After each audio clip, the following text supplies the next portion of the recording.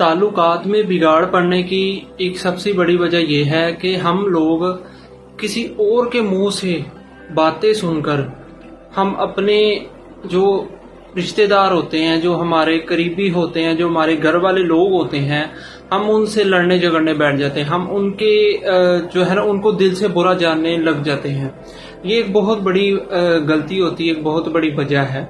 हमारे ताल्लुकात में जो कमजोरियां पड़ती हैं ना, वो इसी वजह से पड़ती हैं कि हम बजाय कोई और हमें कुछ कह रहा है कि यार वो आपका जो फलाना रिश्तेदार है वो आपके बारे में ये कुछ कह रहा है, वो आपको बुरा भला कह रहा है, आपको गालियां निकाल रहा है, हम बजाय इसकी ऐसा करने के कि हम खुद चलकर उसके पास जाएं और पूछें कि बता यार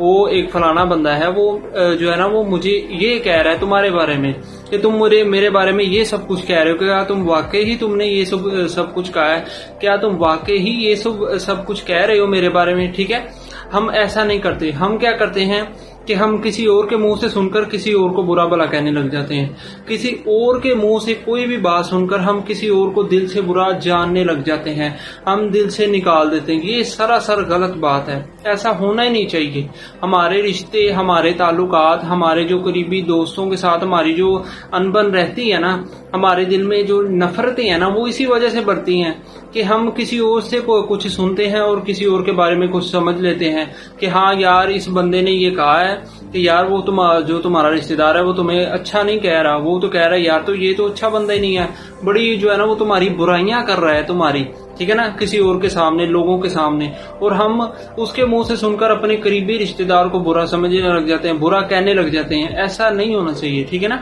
आप अपने हकीकत बात पता क्या है,